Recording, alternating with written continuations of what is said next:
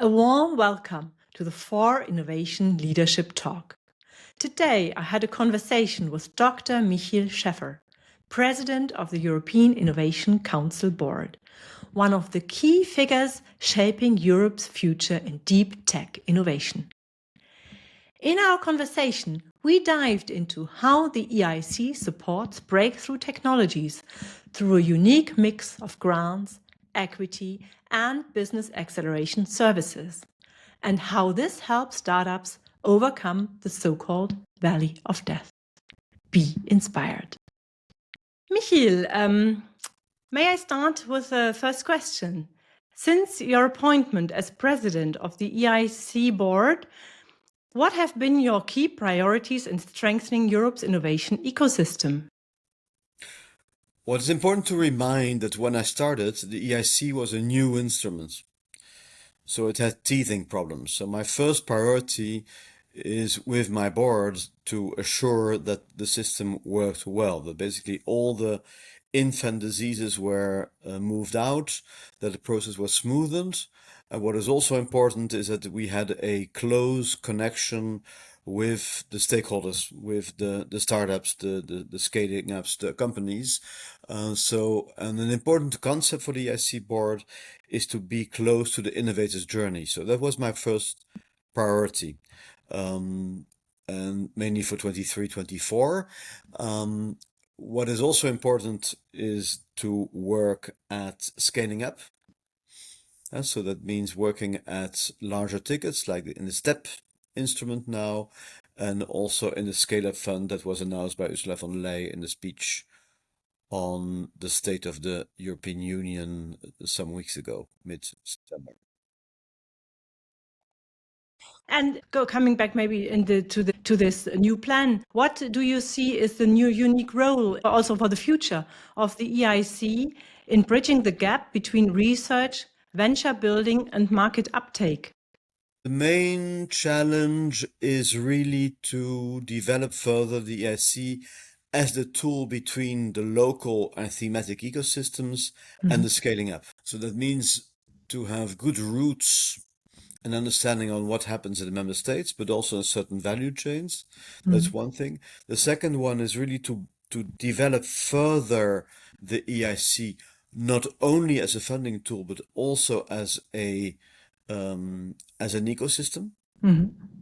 And for example, one of those elements of the ecosystems is the corporate days, so to connect our startups better with large corporations. Today, on the 8th of October, I'm going to open one of those corporate days with a number of large companies. So that's the second one. And the third one is to assure that post EIC, there is a better connection to the capital markets, to institutional investors, and that basically the scaling up happens. And scaling up is not only a matter of funding, but it's also looking at the right interface between scaling up companies and regulatory barriers and regulatory opportunities and industrial policy. And according to your experience, well, from the years you already supported startups, what are the biggest challenges and opportunities for scaling deep tech and startup-led innovations in Europe today? Well, the problem with startups, it's a whole range of problems, and that's also why the mortality rate among startups is so high. So currently, still the figures show that only 20% survive the first 5 years. Now, it's important to distinguish that we have, in the IC, we are more on the scaling up stage. So basically companies that have already survived the first 5 years. But if I cover the problems, the typical early stage problems is a startup really an entrepreneur? Is it really an entrepreneurial team? Do they have the combination of the long-term vision and the short-term acumen to survive a company? That's a whole bunch of things. The second thing is that's very important. The EIC is really an instrument or an environment of teams of startups. And so we are not there for the single person who wants to build up a company. We are there for a team of a CEO, a CFO, a CTO that together build a company and together are shareholders. So we also assume that the leading team is now established, but setting up a leading team and surviving a leading team is also a challenge. So then we come to the issues that we are faced with. One is the technological scaling. Is a team able to move from a lab to a pilot stage and from a pilot stage to a small industrial scale? That raises a whole range of issues. The second one is the company able to position itself in a value chain? Does it find the right suppliers? Is it subcontracting? What is wise? Is it integrating? What is wise? Do they have clients where they understand the processes of? That's also a challenge. Connected to that is the commercial acumen. Do they understand the commercial needs of the customers and the commercial possibilities of their suppliers? That's also quite challenging. And of course, it's a constant search for money.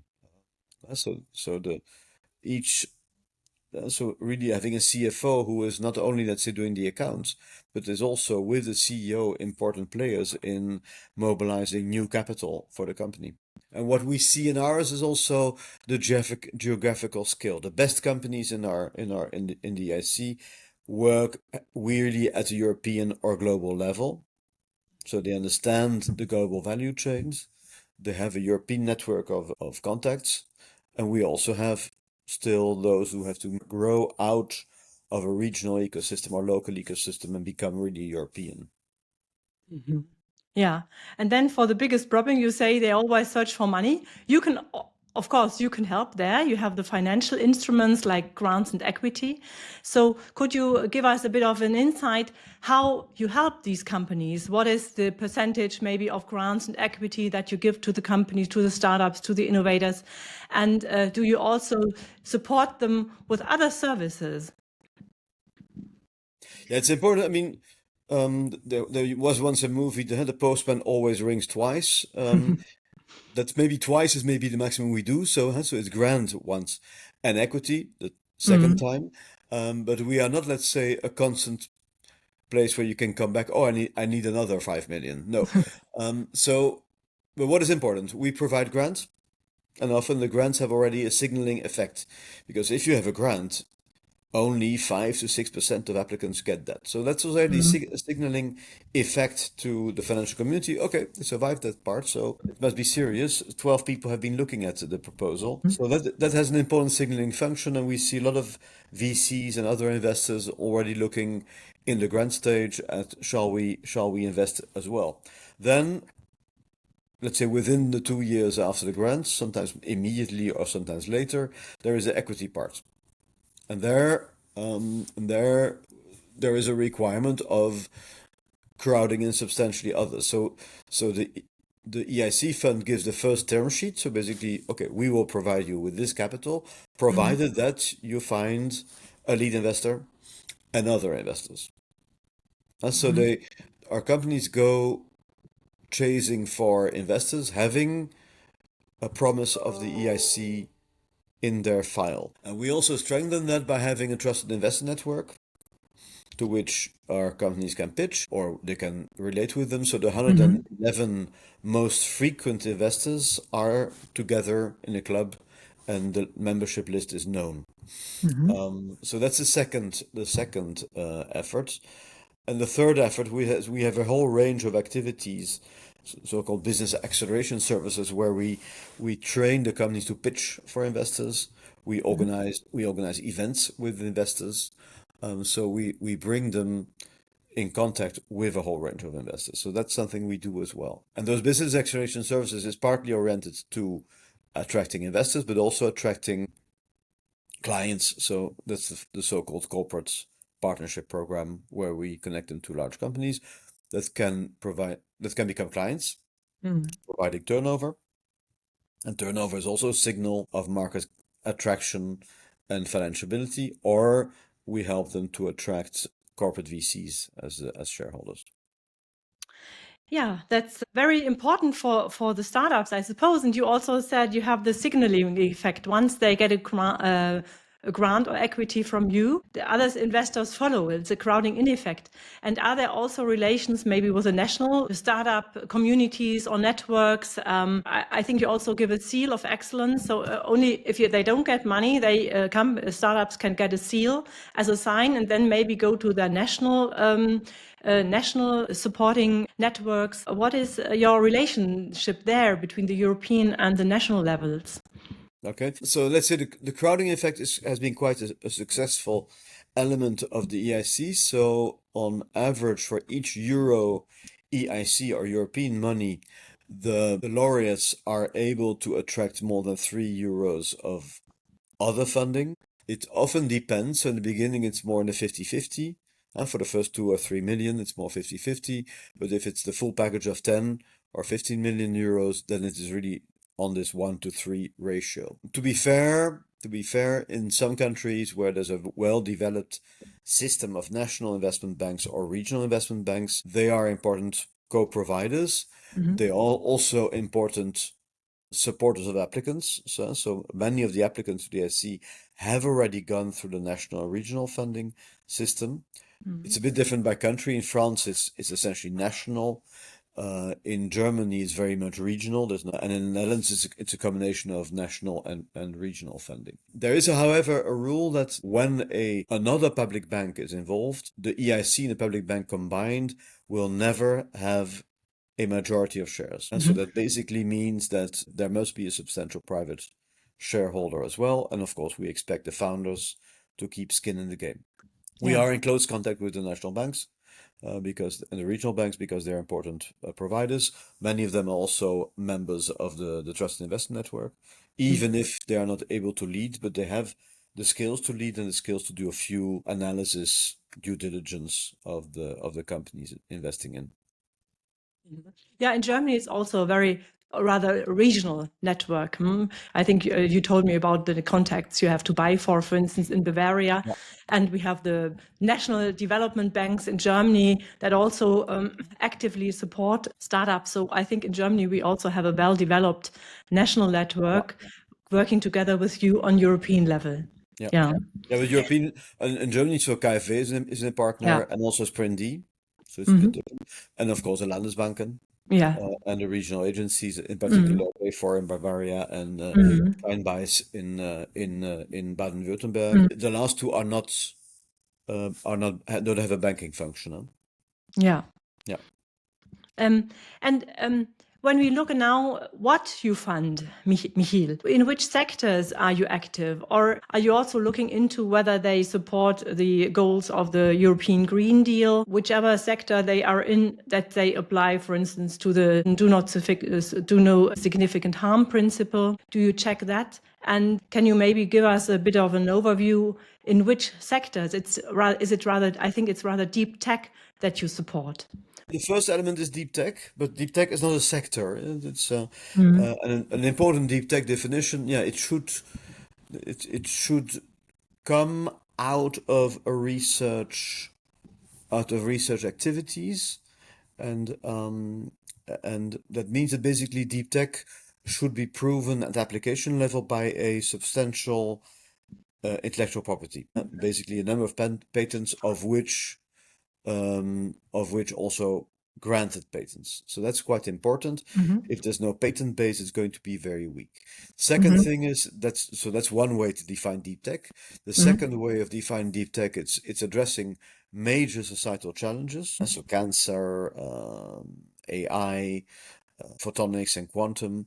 So it's really bringing about a paradigm change in addressing a problem. That's the second definition. So incremental change is not enough.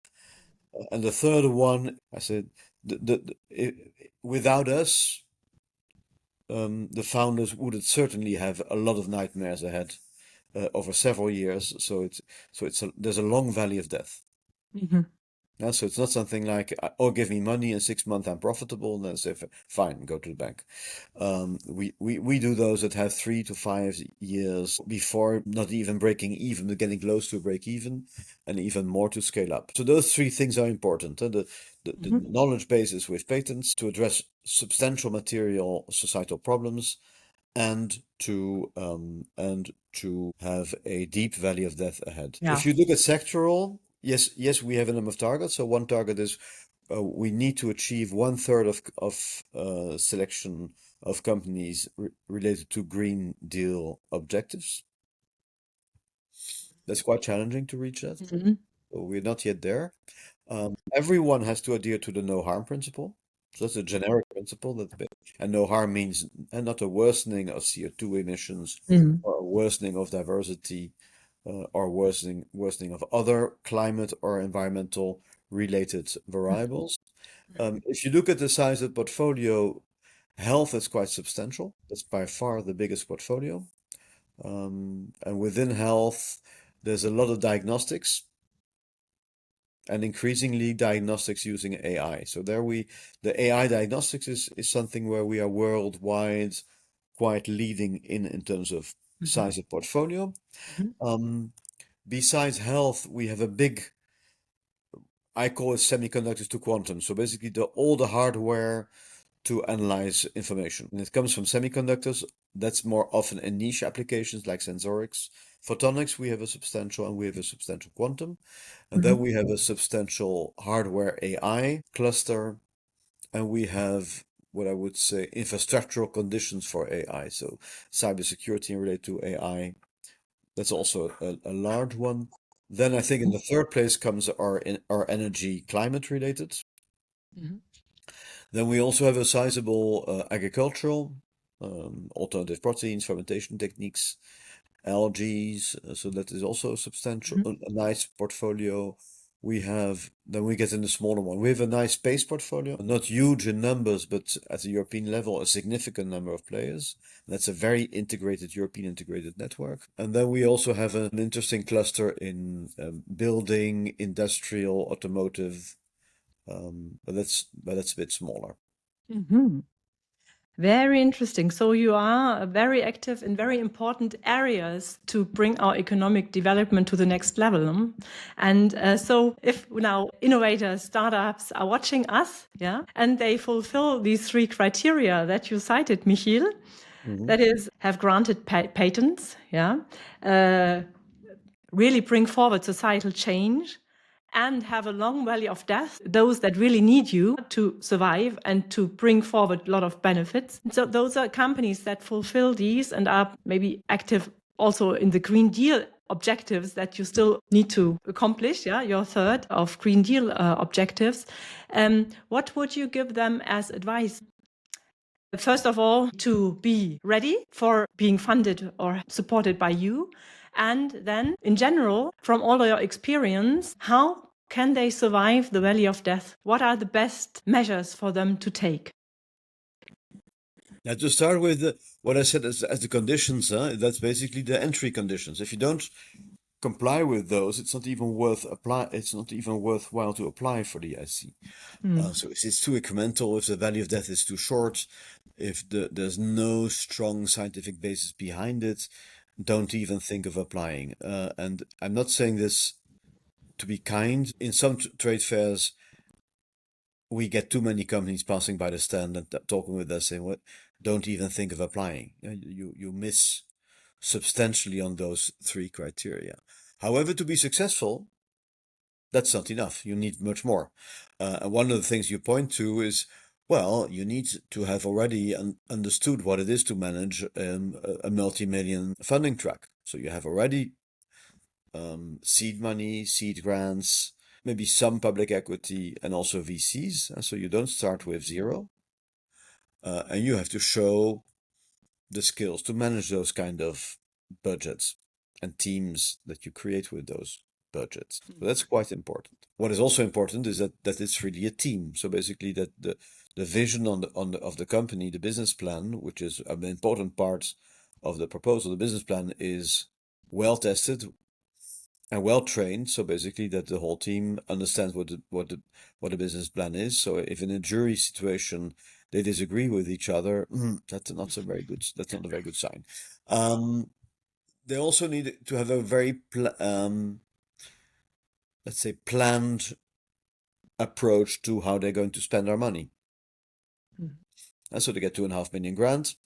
then equity. So it must be, well, they must know, because they get the grant for the first 2 years, what are they going to do in the first 2 years? So don't come to us, yeah, this technology is risky, it's new, we don't know. Yeah, fine. But that's by the stage you come with us, you must understand the risks and the contingency plans.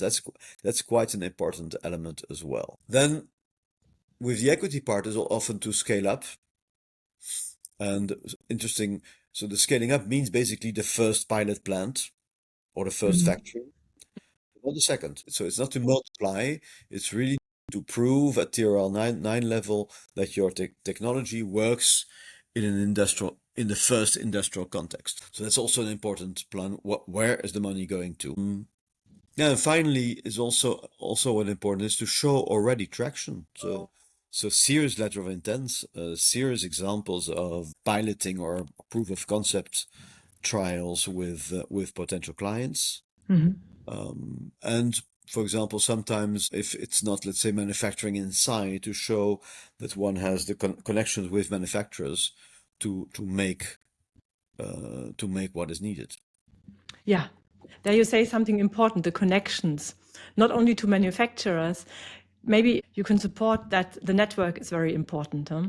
Do you Yeah. also help the startups in networking Europe-wide? Yeah, so generally we expect that the networking skills are there. So that may be an important message. So while we fund individual companies, ultimately we also fund an ecosystem.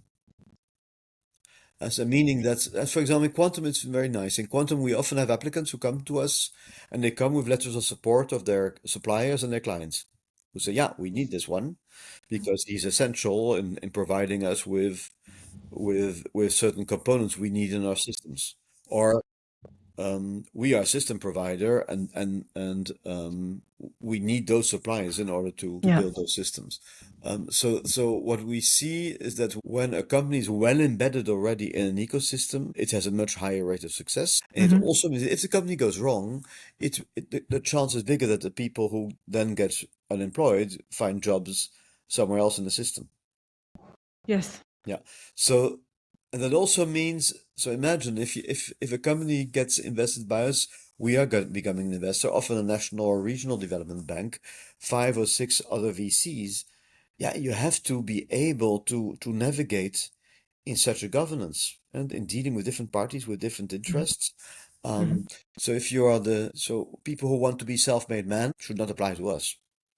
If it's teamwork and diverse teamwork, also in gender ways, yeah, that's much more likely to succeed because that diversity and team aspect is also for us a guarantee that they can reach out to others.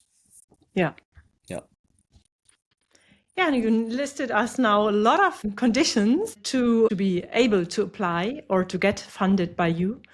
But I think once you get there, it's really a booster for our European innovators and startups. And I think it's a very good institution.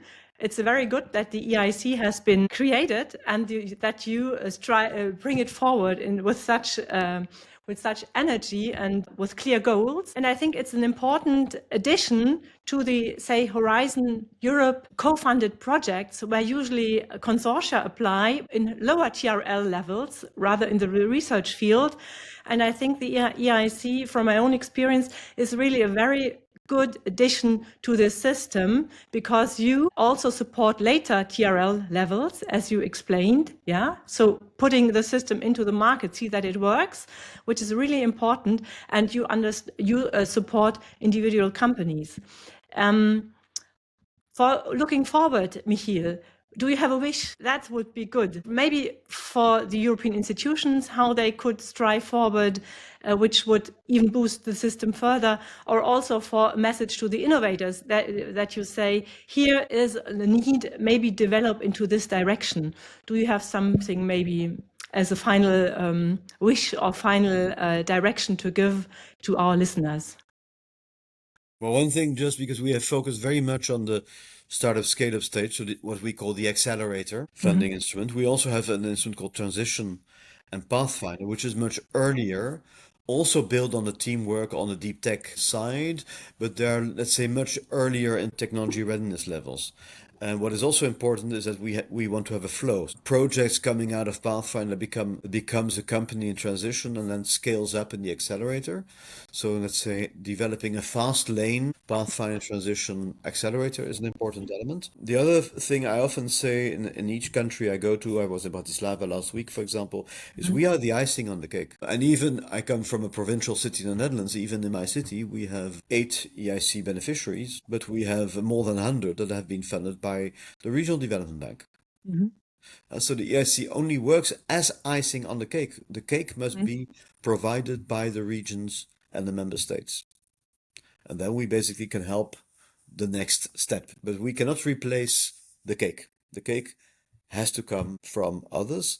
So one important challenge in the next period is that the member states and the regions devote more effort in organizing a pipeline towards the EIC, and also a pipeline that can survive without EIC, where basically the regional instruments are good enough to scale up smaller, let's say, smaller startups. So that's one side. That's the upstream can be better, and that's also something I'm constantly repeating. And I also spend about one blog a month on how to improve the cake. So we can improve the icing. The other side is that the big difference still between Europe and the US is that we don't have the depth in a scaling up market. And so finding tickets of 100 million, 200 million euros is still in Europe a challenge. So the full development of a scale up fund, as announced by Ursula von der Leyen in the speech of the state of the European Union, that's really an important thing. So to create really a savings and investment union, to develop products by which pension funds can invest in larger scale-ups, that is really essential for Europe. And what is also essential for Europe is a much more active mobilization of public procurement for large-scale scale-ups. And I think that the EIC board will really focus in the coming years more on assuring the whole pipeline is done. And of course, when you have, by now we have 742 companies in portfolio, yeah, it's becoming our own deal flow. So it's not, let's say, saying to others, oh, this should happen. No, it's a responsibility almost as a shareholder to assure that those 742 companies can grow further. Yeah. Yeah, and it also, if you are invested in equity, you have a stake in them, and you want them to be successful, and then you get your return on investment. Yeah, that's two things. Yeah, so yes, we want to be successful because that's the proof of the pudding is in the eating. And the second thing is, yeah, if we are able to do a nice exit, we can reinvest. Yeah. We can reinvest the revenue in new startups. So the system, as it is already the case in some member states and regions, the system becomes revolving. Yeah. That is a proven key factor of success, as I have experienced when I was politically responsible for regional funds in the Netherlands. That is maybe a good final word, Michiel. Let's hope for this revolving system. Yeah, let's work on it, and let's work on the subsidiarity, as you have explained, between the national funding and networks and the European network. That you can continue as icing on the cake, and the cake gets better and better. Thank you very much, Michiel. Thank you.